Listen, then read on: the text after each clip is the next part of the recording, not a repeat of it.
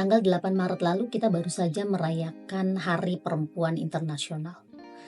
Sebuah hari yang dianggap menandai keberhasilan perempuan untuk keluar dari penindasan yang terjadi sejak zaman dahulu, sejak lama. Keberhasilan perempuan untuk berjuang mendapatkan hak-hak mereka, dan keberhasilan perempuan untuk mencapai banyak kemajuan di ranah publik. Perempuan mendapatkan akses untuk bisa menikmati pendidikan, perempuan mendapatkan kesempatan untuk bekerja, perempuan mendapatkan kesempatan dan ruang untuk berpartisipasi di ranah publik. Semua ini adalah kemajuan yang tidak diperoleh dengan cuma-cuma, tetapi melalui proses sejarah yang sangat panjang. Hari ini ketika kita bicara tentang gender equality, kesetaraan gender, bukan saja kita bicara di dalam diskursus publik, tetapi juga di dalam kebijakan. Ada upaya untuk mendorong pengarus utamaan gender di dalam kebijakan publik, sehingga kebijakan yang dihasilkan adalah kebijakan yang ramah gender. Tetapi masih ada persoalan, teman-teman, di balik keberhasilan kita mendorong peningkatan partisipasi perempuan di ranah publik. Salah satu persoalan yang muncul dan masih menjadi problem utama di Indonesia hari ini adalah beban ganda yang dihadapi oleh perempuan. Apa maksudnya beban ganda ini? Ya, artinya adalah ketika perempuan kemudian bekerja di sektor publik, berpartisipasi aktif di dalam ranah publik, pada saat yang sama mereka juga masih dibebani oleh tugas-tugas domestik.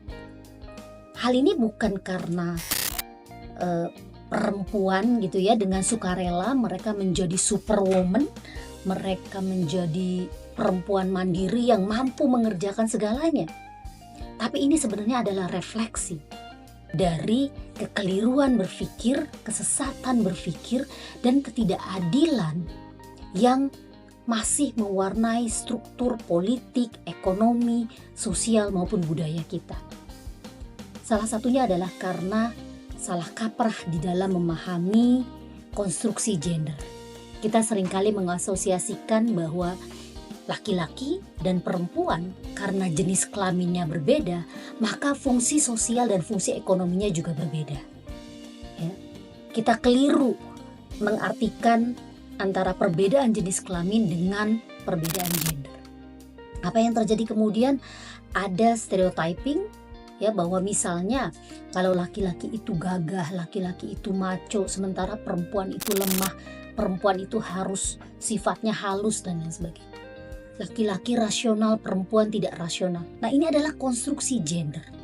Identitas yang disematkan kepada laki-laki dan perempuan, tetapi identitas ini merupakan hasil konstruksi atau nilai gitu ya, yang ditanamkan, yang dipelajari dan dilanggengkan oleh masyarakat. Termasuk juga sebenarnya oleh negara, oleh para pembuat kebijakan.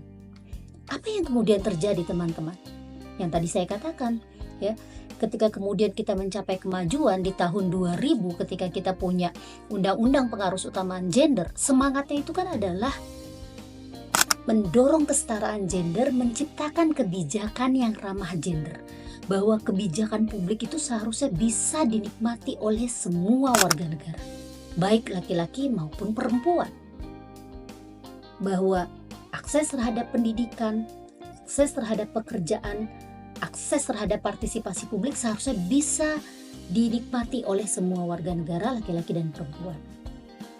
Tapi yang terjadi adalah ketika perempuan menuntut haknya untuk bisa berpartisipasi di ruang publik, untuk bisa mendapatkan pendidikan, untuk bisa bekerja, perempuan diharapkan menjadi superwoman, menjadi super mandiri, dan diberikan syarat yang sangat berat gitu ya, bahwa kalau perempuan mau bekerja maka dia harus bisa menyeimbangkan kehidupan pekerjaan di luar rumah dan juga urusan-urusan domestik. Seolah-olah yang namanya urusan domestik itu mengurus pasangan, mengurus anak, memasak, membersihkan rumah dan lain sebagainya, itu hanya tugas perempuan.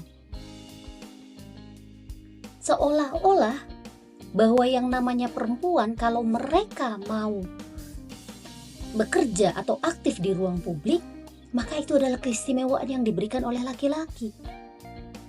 Dan perempuan harus tetap menjalankan tugas-tugas domestiknya. Ini menurut saya adalah kekeliruan berpikir, kesesatan berpikir yang terus-menerus dilanggengkan sampai saat ini di Indonesia. Dan ini harus kita lawan. Karena kalau kita mau mendorong kesetaraan gender yang sesungguhnya, mengarus utamakan kebijakan publik yang ramah gender, maka hal pertama yang harus kita bongkar adalah kesesatan berpikir, kesesatan cara pandang bahwa memberikan kesempatan kepada perempuan untuk mendapatkan haknya berarti memaksa perempuan untuk tetap melakukan peran-peran tradisionalnya sembari pada saat yang sama juga melakukan peran-peran publik. Peran publik dan juga peran-peran tradisional menjadi tanggung jawab laki-laki dan perempuan. Karena yang berbeda hanya jenis kelamin, tetapi gender sebenarnya tidak punya perbedaan. Laki-laki dan perempuan punya tanggung jawab yang sama sebagai manusia, sebagai anggota masyarakat, sebagai warga negara. Ini yang harus kita dorong.